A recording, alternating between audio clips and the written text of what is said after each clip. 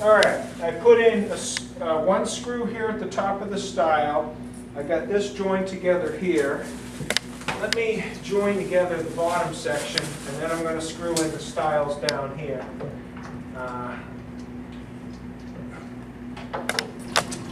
Okay, right now we're going to address the water line because I need to feed water to this coffee machine from this point right here. So what I'm going to do is use a spade bit, and this particular one is 7/8 of an inch, and I'm going to bring my water line right through the cabinet here, here, and over to here, straight out, and then right to the coffee line.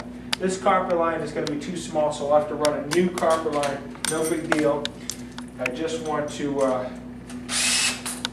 make sure that it's going to fit. So 7/8 of an inch is going to fit just fine. So I'm just going to say, okay, right about here is where we want to go through. And that's going to come through right about like that.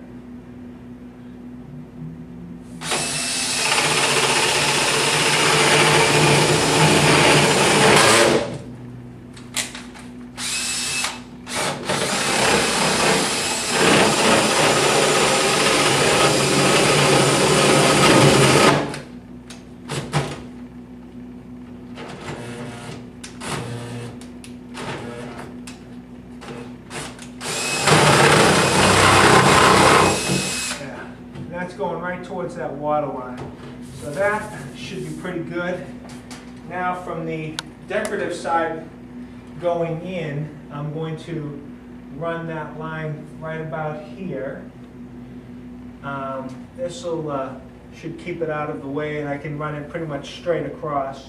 So right about there is right about here on this side.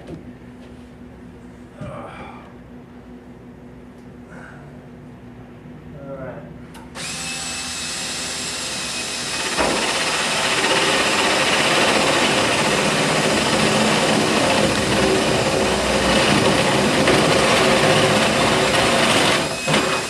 There we go. Nice hole.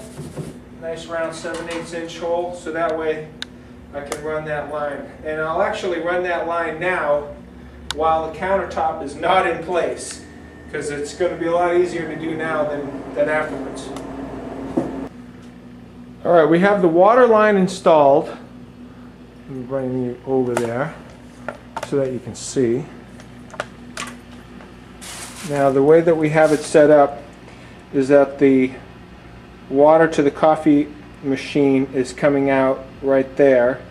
It's coming up over to here, coming down to the top of the filter, coming out of the filter, turning, then going through the cabinet on one side over to the other side, and then coming out and then feeding the back of the coffee machine back here. So that takes care of the water.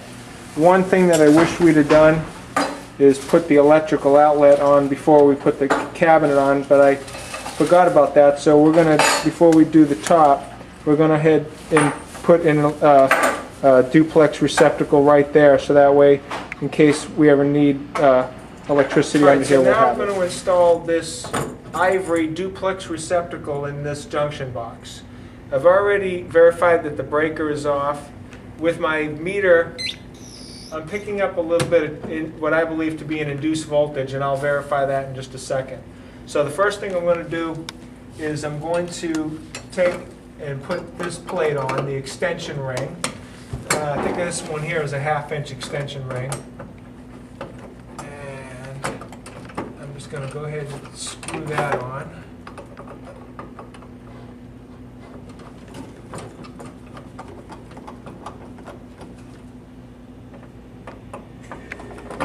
There we go.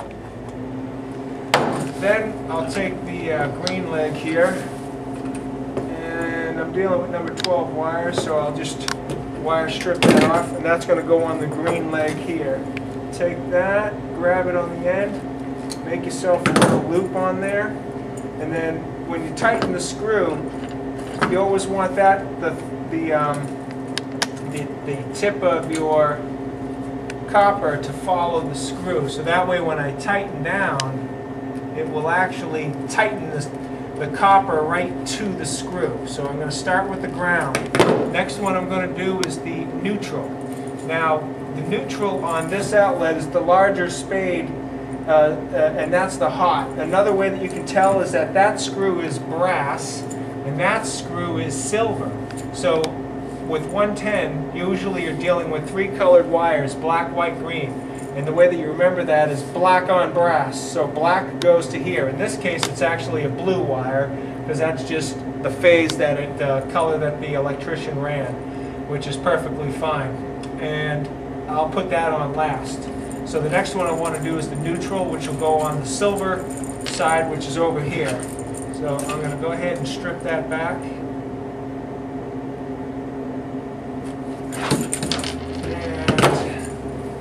That on. Now this one I'm not going to loop around because it actually has a plate on it, so I just put it in there flat and then tighten that up like so.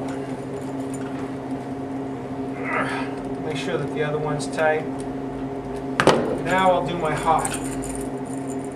Now that should be dead, but I'm going to be careful, and I'm just touching the rubber section here.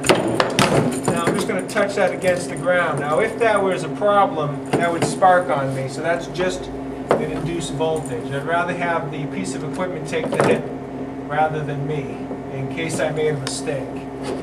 Alright, so now I'm going to go ahead and put my hot leg on there. Now I did label the wire number 13. This is breaker 13. I did that originally when I did my troubleshooting to figure out where it was. Now I'm going to stall this so that the ground is facing down. So now I'm going to put this in my cabinet. And let me grab my drill.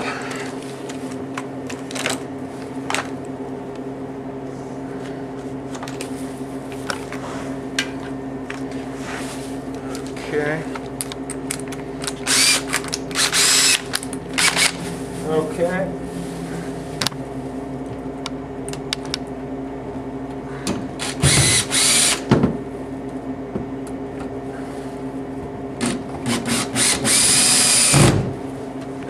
I'm on drill setting on torque mode. I'm just going to lower that down to 2 for now.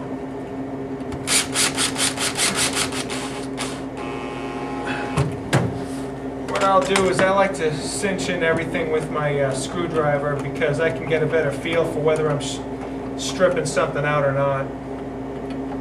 Alright, that's going to be ready for my cover plate, and then I'm going to label the cover plate with the breaker number, the panel and breaker number. I'll label this cover plate. I know that it's breaker 13, but I'll also label this so this way people know exactly which one it is, so they don't have to go and do any troubleshooting to figure it out. Alright. Now one last thing that I'm going to do before I turn on the electricity is I'll just do a check on continuity. So when you have continuity, you touch 2 things, it makes a beeping noise. So I'm going to go from the ground leg here to the ground leg here, and I got continuity. Go to the neutral, I got continuity. Go to the hot, no continuity. That's a good thing. Now I'm going to go to ohms, and I'm just going to touch the neutral to the hot, and it's actually picking up something, but I truly don't believe I've got a ground fault going on here. If there was some type of a problem, I would pick that up, and it would be a big problem. It is reading, though,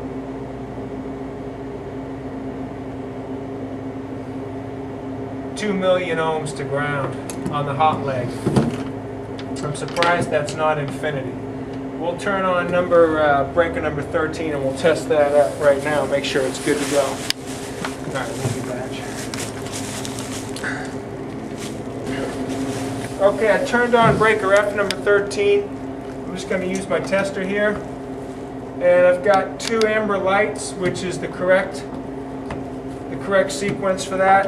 And then if I want to check voltage, go to voltage AC, and then we'll see if we're picking up the correct voltage, which of course we should be, but we'll just confirm that. Alright.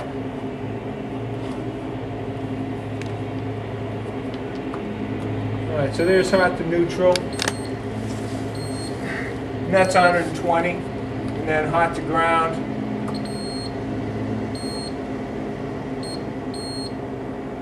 120, so it's good. Perfectly good outlet. So all I have to do is label that F number 13.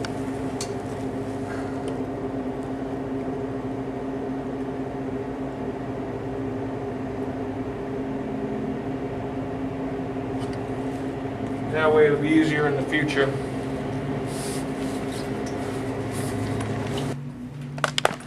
Alright, so we've got the water line on back to the coffee machine, and now we attached these top build-up strips in order so that the cabinet won't be interfering with the drawers or anything like that.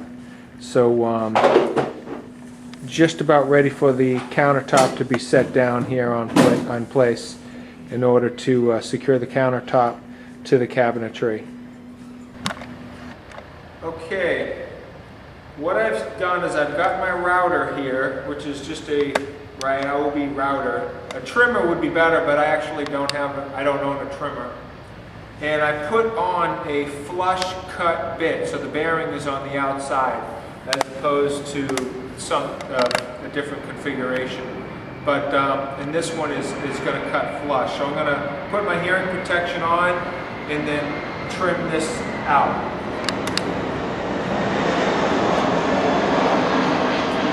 They say when you use the router, it's better to go counterclockwise. So I'm going to start here and go in this direction.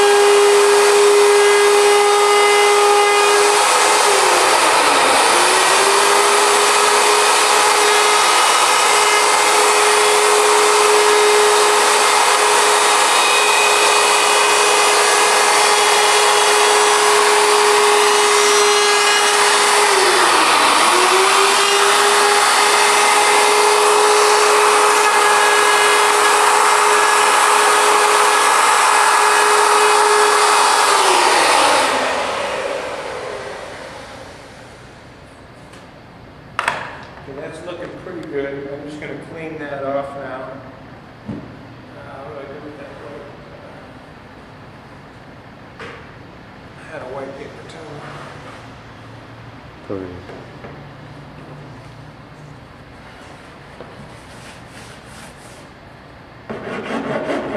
Now I'm just going to file the edge. And the way that I'm doing this is I'm pushing that way in order to file the edge, not pulling it towards me. That way it's always pushing towards the product, towards inlet, towards in, so I'm not putting extra stress on the glue. I'm at a little bit of an angle here, so that way not to disturb the laminate top.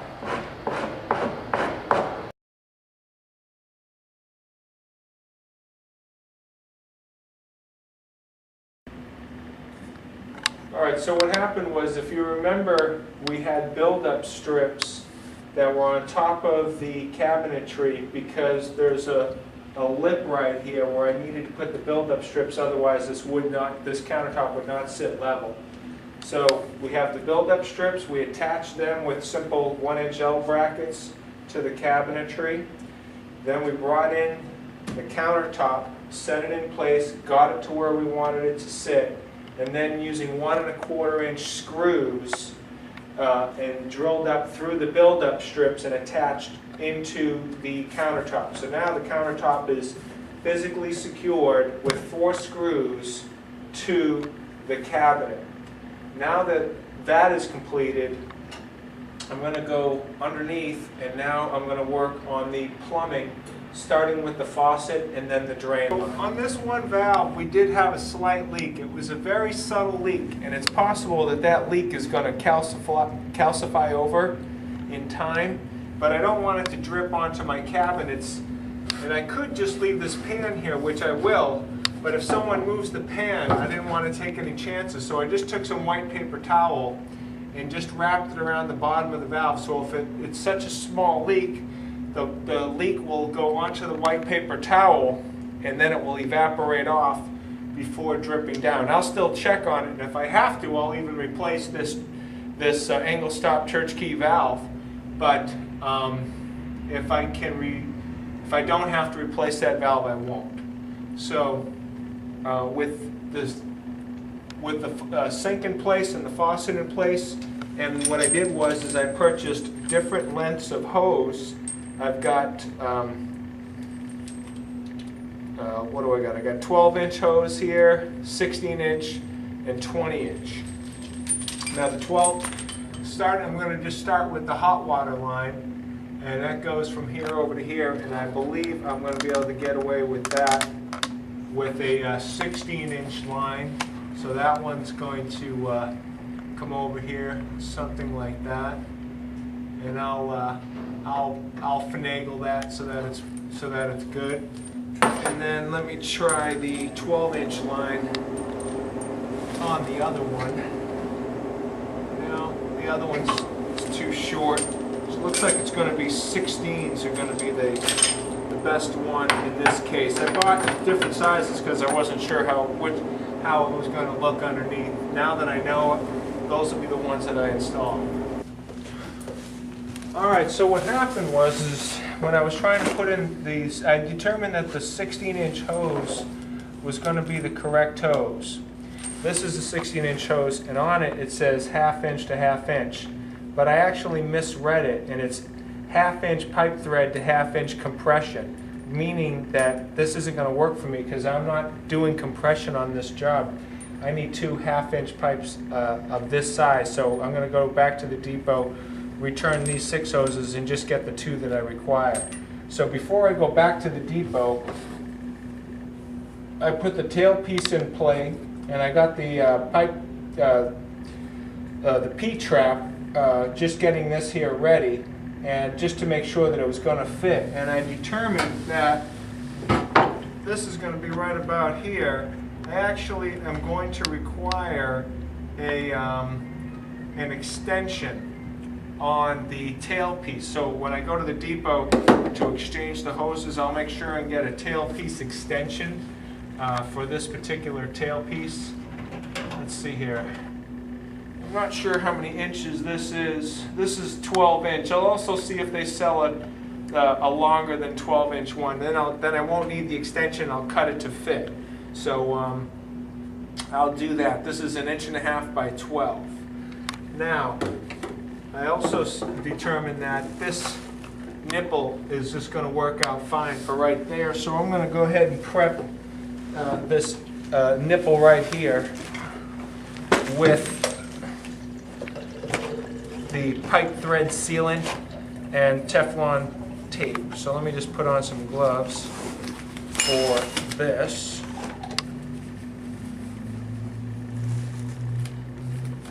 And the way that I like to do it is I'm just going to use Teflon tape and this, and I'm going to put the Teflon on first, and then I'll put the I'll put the paste on first, then I'll put the Teflon tape on.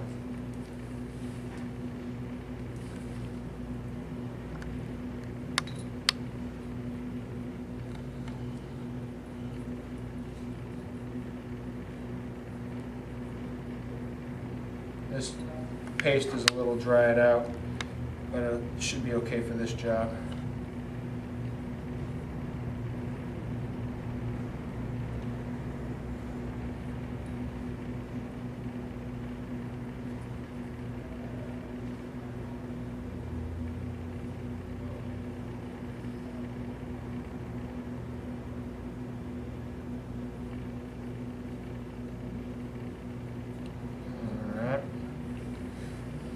is reasonable. And now the Teflon.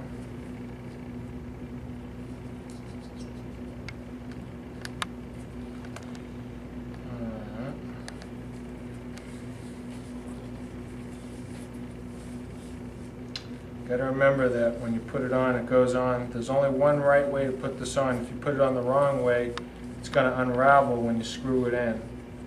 And this is the right way. Snap that. And then I'll go ahead and put this on.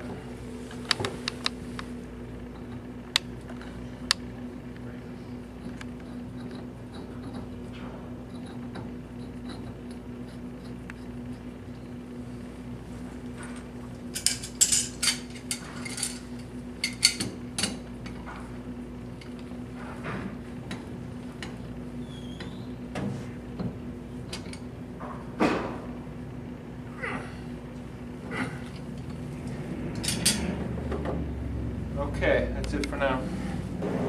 Alright, I went to the Home Depot, got two 16-inch hoses. These are 1/2 inch by 1/2 inch FIP in and out. And I did confirm at the depot that they are identical, which is exactly what I wanted. So now I'm just going to go ahead and install these on the hot water and the cold water line, and then I'm going to hook up the tailpiece assembly. Alright, I've got the two water lines hooked up for the faucet. I can't turn them on until I do the drain line. The longest tailpiece I can buy at the depot is 12 inches, so I bought a 12-inch extension ring. Here's approximately where my trap is going to be located, so now I need to put in this this extension ring, and I can put it in pretty much anywhere I want, down low or up high. I'm going to put it towards the high end here. That way this second joint will be up high, way higher than the trap, less likely that it's going to leak. So what I'll do is I'll take my tailpiece and I'll put the trap approximately where I want it to reside, and I'll make a mark with my black Sharpie here where I want this cut to take place, giving myself, it's about 1/4 inch below the top, and then that there is where I'll cut it. All right, we used a hacksaw, simply cut the pipe. Here's the pipe right here, the tailpiece. I'm just going to deburr it with just a simple file, just to try to clean that edge off a little bit. Then I'm going to go ahead and put the tailpiece assembly together. My glove broke on me, but that's okay. Grab another glove. Now, I'm going to put the tailpiece assembly in like so. What you do is at where it connects to the sink, use this drop in. That goes there. This here compression nut goes on, and then that's going to connect to the sink itself. And I'll just put this hand tight for now. I can tighten that up later. Now, I can go ahead and connect on my tailpiece extension, loosening that up, put that on, and just, that's loose so that can move around. Now, on here, the kit came with two compression rings, one for 1.25 inch, one for 1.5 inch. This here is 1.5 inch, so I'm just going to put the 1.25 inch one to the side. Put the nut on first, then the compression ring with the taper foot facing down. Alright. And this is where the trap's going to reside, inside here. And I can bring this down to make it a little bit better. I've got leeway here. Now I still have to do one more thing. Let's see here. I still have to put on one more here. Now this is 1.25 inch going in that way. Now because that's a metal fitting, they recommend you do this joint with a metal ring. I've done it with the plastic rings and had pretty good success, but since I have an extra metal ring here, I'll go ahead and use that one.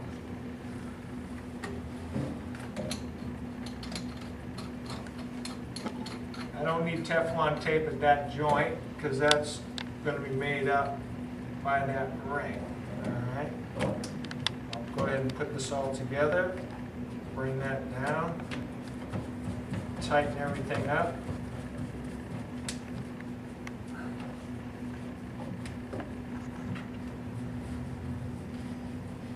I'll use my channel lock to adjust that one. This is why I like the plastic one with the ears here rather than the metal one, because then you don't need the channel lock, but I'll go ahead and use it. It's easy. It's still easy fit. I like these plastic traps when I have to do the one tail piece up here anyways. And tighten that one down. Alright, and then everything else is just hand tight with the ears. Now I'm going to go ahead and test it. This will be the first time that I've tested this, so I'm just going to put the pan underneath. If there's a problem, hopefully the pan will capture it if I have a leak. Now before I start the sink up, I want to, this will be the first time this runs, I've got to remove the aerator. So this way if there's any debris in the line, it's not going to clog up the aerator. I'm going to take the aerator off. We'll put some blue tape here just to block that, and there we go, first time. Oh, I got to turn the water on, that would help. Okay, so on the hot water side I got to turn on the church key. Cold water side, the church key's already on. Alright, hang on.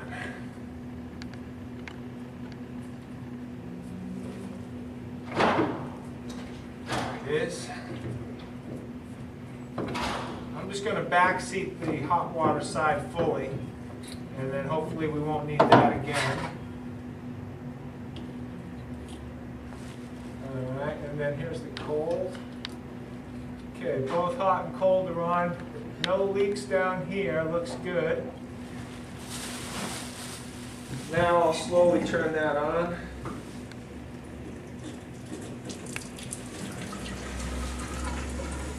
And I'm going to go to the cold and to the hot, and I'm going to flush out these lines really good. It's about halfway. I'm just going to let that run. And I'm going to check for leaks, because this is the first time this has been in operation since installation.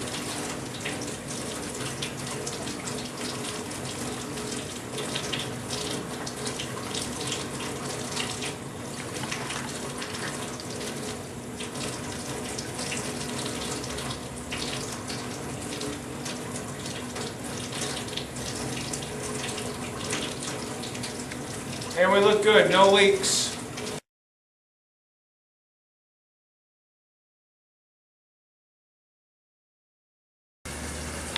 Alright, so now we've got the water working, we've got the aerator back on, sink is working, the faucet's working really well. So all of that is fine with the water lines, no leaks, and the drain lines going back. So I can put that aside. Now that that's done, I want to put a little bit of tan caulking in the back where there's a gap between the backsplash and the wall.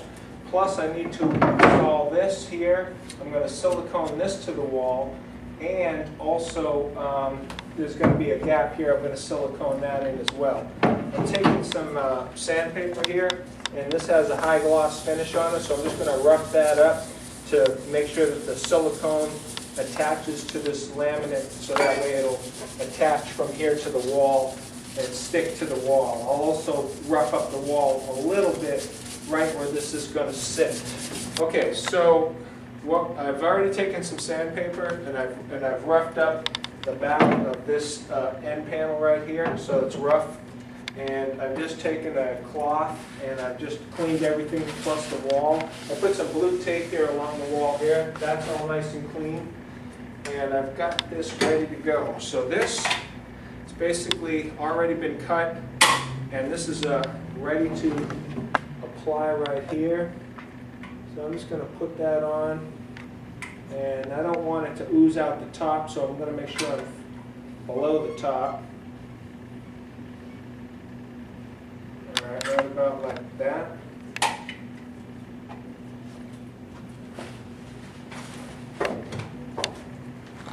Alright, so now that is going to hold it here.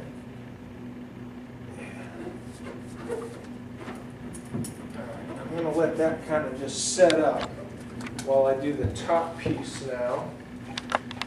So now I'm going to go ahead and caulk the top with the 45-degree tip going towards the back of the wall. This is a water-based, so it's going to clean up pretty nicely. All right, I've got some water inside here, and I've got a sponge. Usually I like to use like a drywall sponge, but the only sponge I got today is this one. So what I'm going to do is I have a wet finger here, and I'm just going to kind of use my wet finger just to kind of run through, clean this up. And I'm going to do that on all of it. And then I'm going to run through with the sponge. I'm going to get it really, really tight. So the sponge is going to be pretty dry. I don't want a lot of moisture here. And I'm just going to try to get all that out. Because this is a water-based, it's pretty friendly to allow you to get that to work out pretty good.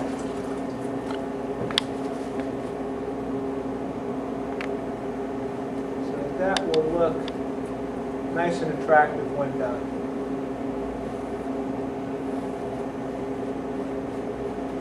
All right, so there's the side. Just going to dry that down, and there's that.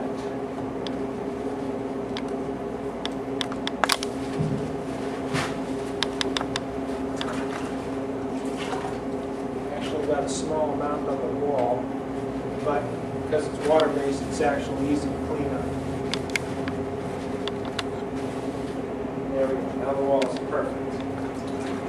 Now I'm going to do the same thing in the back. I'm going to start with my finger, with the wet finger. Okay, now I'm pulling off the tape just to create that line. I've got it pulled off pretty, I already pulled off the one section over here to my right. Now I'm going to pull this off.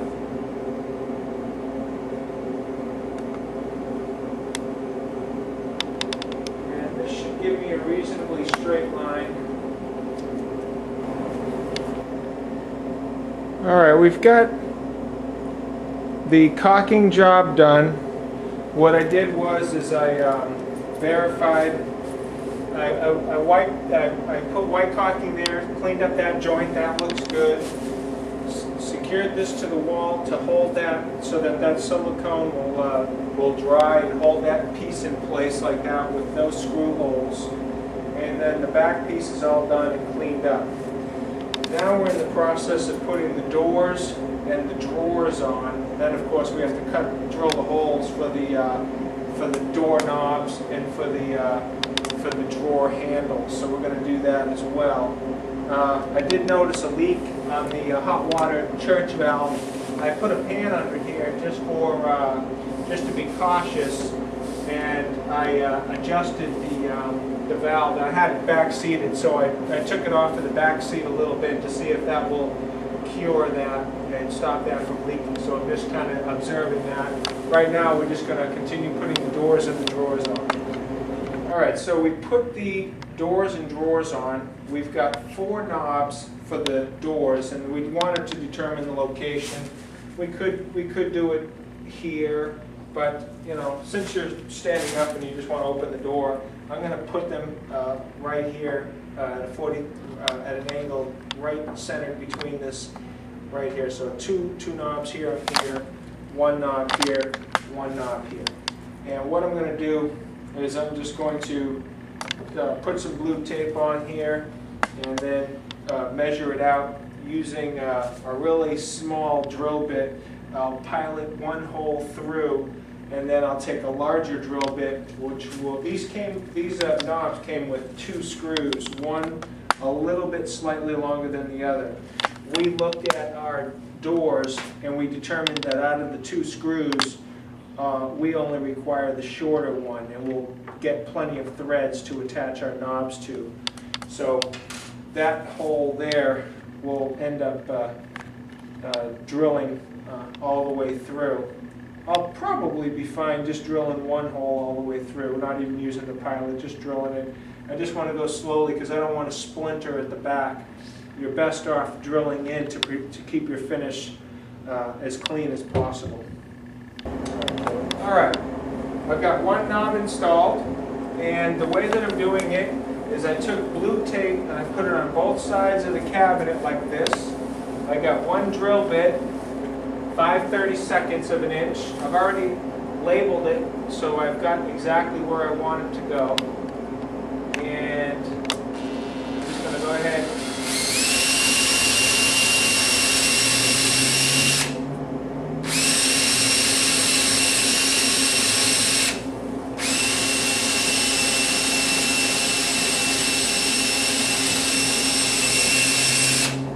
And when you pull off the tape, I gotta just bring that. This is pretty tight. Into that bowl is pretty good. And when you pull off that tape, it leaves a pretty reasonable finish. Nice clean finish on both sides. Using this small screw and the knob. Basically just put that in until it snugs up and tighten that down. And that's your final product. And then we'll just continue through with that.